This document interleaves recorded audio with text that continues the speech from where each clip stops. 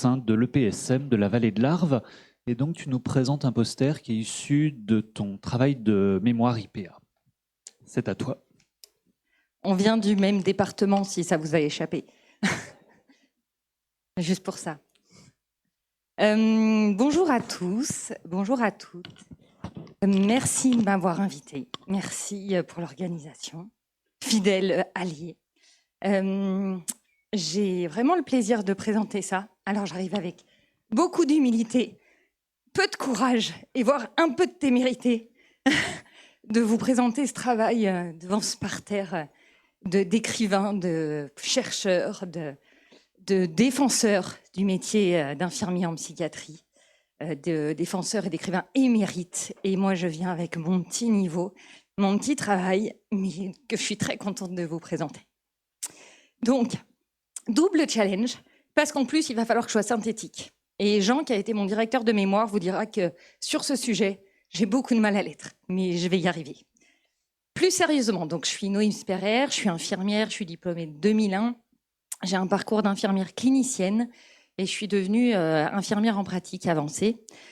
Et j'ai observé sans doute, comme vous, depuis 20 ans, vraiment l'évolution des pratiques infirmières en psychiatrie, pour le meilleur et pour le pire. Passons en effet des ISP, qui m'ont donné le goût de devenir infirmière en psychiatrie. Et puis, observant aussi mes plus jeunes collègues en perte de sens, en perte de connaissances, malgré une bonne volonté et leur engagement. En France, vous le savez, la formation donc initiale des infirmiers n'est plus spécialisée depuis 1992. Il y a une perte de savoir, il y a une perte de culture soignante en psychiatrie qui est unanimement observée. Cela est également une des causes de l'abandon de cette pratique pour les jeunes professionnels. À l'heure où les besoins en psychiatrie sont sans cesse grandissants, à l'heure où les services de psychiatrie sont de moins attractifs, malgré tout ce qu'on peut essayer d'y mettre, qu'on a des difficultés de recrutement majeures, et on sait que la disparition de la transmission des savoirs et de la posture professionnelle des jeunes infirmiers est un véritable problème. J'ai donc voulu réfléchir à ce sens donné autour du soin, sur les connaissances professionnelles qu'il nécessite. Comment répondre à cela ? Comment s'engager, comment m'engager dans la responsabilité qu'est la nôtre, infirmière en pratique avancée, à nouveau infirmière spécialisée en psychiatrie et santé mentale. Les réflexions étaient nombreuses, les pistes étaient nombreuses, mais j'ai décidé de repartir des fondements de nos pratiques et de nos compétences, et donc de nos savoirs dont elles sont issues. Selon Dallaire et Moubarak, le savoir est un élément fondamental de la constitution de la discipline infirmière et dans l'obtention des privilèges associés à la reconnaissance d'un statut disciplinaire. Quels sont nos savoirs alors ? Si la littérature grise s'étoffe et est très riche, j'ai souhaité explorer ce qu'il en était du côté de la recherche. Clairement, je ne m'imaginais pas du tout la difficulté et vraiment la montagne qu'il fallait aller gravir, malgré les mises en garde bienveillantes de mon encadrement, Florence Policard, j'y suis allée quand même. Donc me voilà à la recherche de savoir. Donc je suis allée dans différentes bases de données, anglophones, francophones, sur des sciences humaines, sur les sciences médicales, sur la science de l'éducation. Et j'ai pas trouvé grand-chose. Ça a été très difficile. Ce que j'en ai compris, c'est que, en effet, les savoirs étaient très peu étudiés tels quels, et que ça m'a nécessité une lecture quasiment systématique de tous les articles. Donc ça m'a pris beaucoup de temps. Et puis, quand vous rentrez vos équations de recherche, là non plus, ça sort pas. Et donc, il a fallu que j'aille de référence en référence chercher des articles dans lesquels je pouvais aller extraire des savoirs qui avaient été identifiés, issus de la pratique infirmière en psychiatrie. Bon, ce travail a été assez fastidieux. Néanmoins, j'ai réussi à sortir 15 articles avec 3 revues de littérature, avec des thèmes très éclectiques. De la recherche de Jean-Paul Langtin et Sophie Tchucriel sur les fonctions de l'infirmière de l'informel, mais aussi le travail de Benjamin dans le cadre de son master, mais aussi l'infirmier en USIP, la prise en charge des borderline, la prise en charge des patients peu communicants, les transmissions. Enfin, vous voyez, ça allait dans plein de champs différents.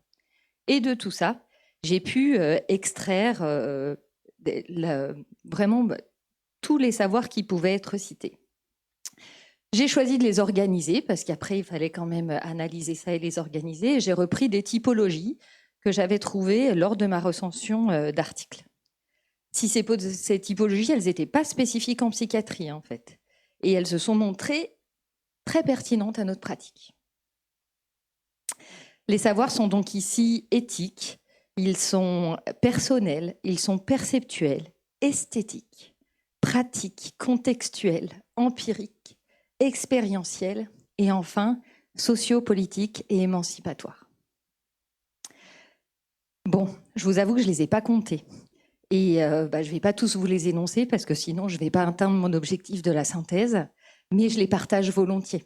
Donc en photo, en mail, n'hésitez pas, puisque j'aimerais bien que ce travail il continue.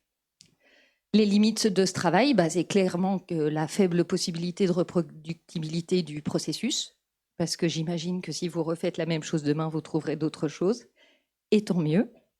La faible puissance statistique, et puis le fait que je n'ai pas trouvé d'études américaines, australiennes, enfin voilà, j'ai sans doute pas fait tout ce qu'il fallait. Ce travail n'a pas pour ambition de faire une recension exhaustive de tous les savoirs infirmiers en psychiatrie, puisque, comme le dit Walter Eswin, par nature, toute tentative de description exhaustive du soin infirmier est vouée à l'échec. À la question « constitue-t-il une spécificité ?» Si nous les prenons tous un par un, je pense que toute infirmière libérale ou autre fait appel à ces savoirs.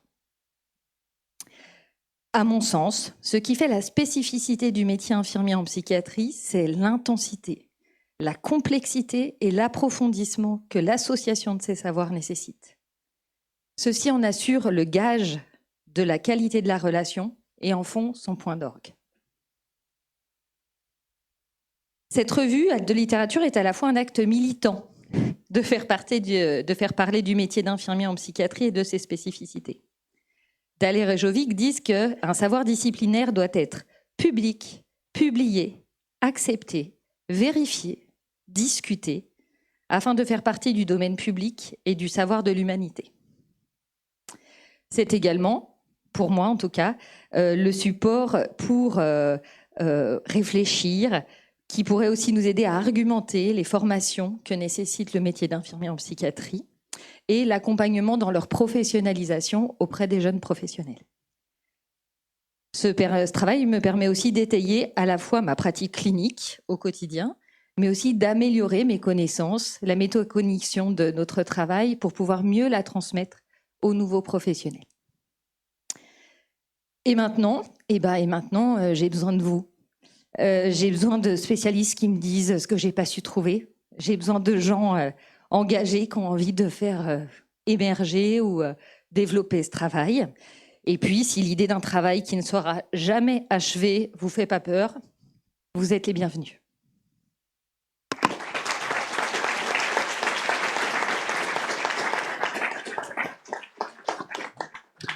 Merci beaucoup Noémie pour ta présentation. Je vous invite vraiment à aller voir son poster de près, parce qu'il y a énormément de détails en fait dans cette présentation circulaire.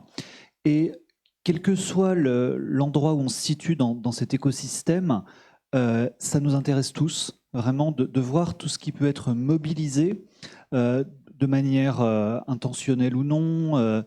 Et je trouve que ton travail, il a vraiment cette force-là de nous amener à reconsidérer même ce qu'est le savoir. Voilà, il y a tellement de choses qui se trouvent à l'intérieur que ça va nous intéresser à tous les niveaux. Merci à toi.